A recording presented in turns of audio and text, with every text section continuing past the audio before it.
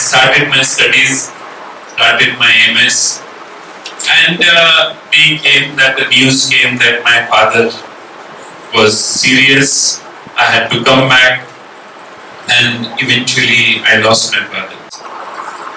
And I started getting interested into the local social work. And the area where I'm trying to describe the area was a bit drought-prone area which did not have water in the villages for drinking also. Educational facilities were then I'm talking about 1984-85, were very limited. And irrigation inland in the fields was also hardly available. But we had two perennial rivers, Krishna and Varna. And suddenly I started getting involved in it. I realized that there is so much to do. And then I personally started taking interest after third, fourth month. First 2-3 months, so I was just about to leave that area, come here and leave for US. But I started working there, and then suddenly I realized that I can do something different than other local people who are working there. I went on foot. I did padayatras to almost 45-60 villages, convinced local people to come together. And because they had a lot of faith in my father and I was carrying that sympathy with me, people united. They formed in every village cooperative societies, and their land, see, your land is mortgaged to a bank, you don't sleep, and we are quite reluctant of doing such things.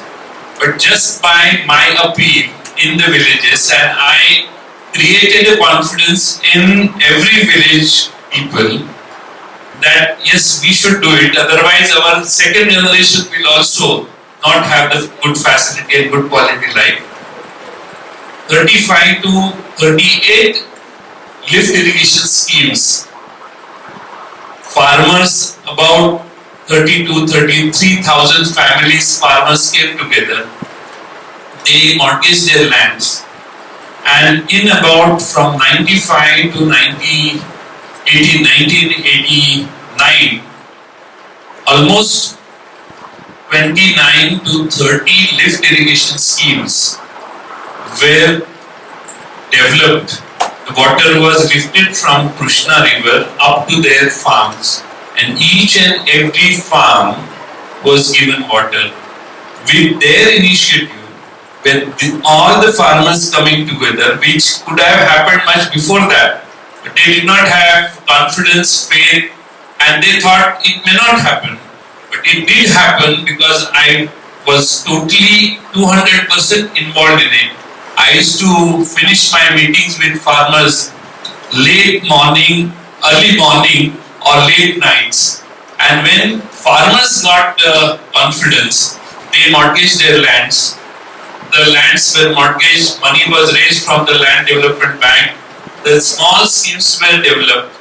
And today I can say from here that every year about 400 to 500 crore rupees wealth is created by these 42 lift irrigation schemes, which are owned by the farmers on the cooperative basis, and farmers have started. In fact, from 1989 to 94-95, farmers repaid entire loan, and after having repaid entire loan, I would like to tell you that Islampur area has now today maximum number of 2-wheelers and 4-wheelers in Maharashtra. The wealth farmers could create. Farmers started thinking not only about their farms, but they started thinking of educating their children. Then in 84-85, sir knows that in our area, just being graduate used to be very great.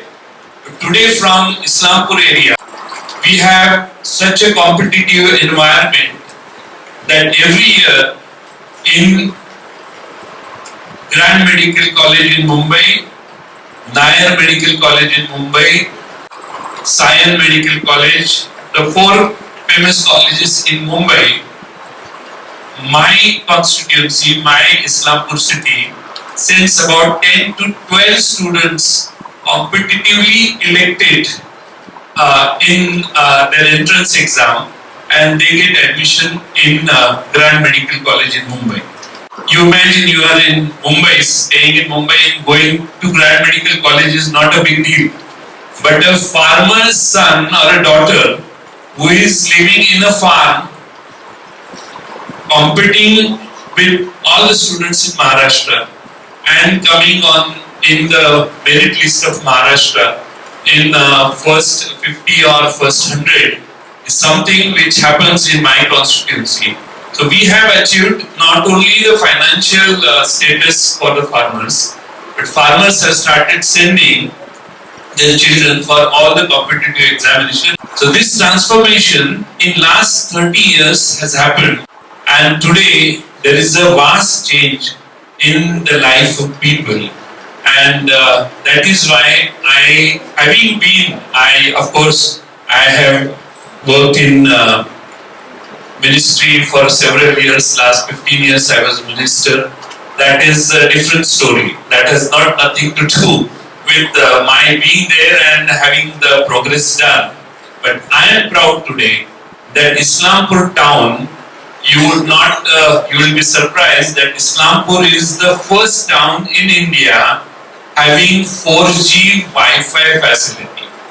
There is no city in India, town which has got 4G mobile phone facilities there. Wi-Fi facility in Islampur, this is the first city in India. And my dream is that our students, no doubt their background is rural, but they can compete with anybody in the world.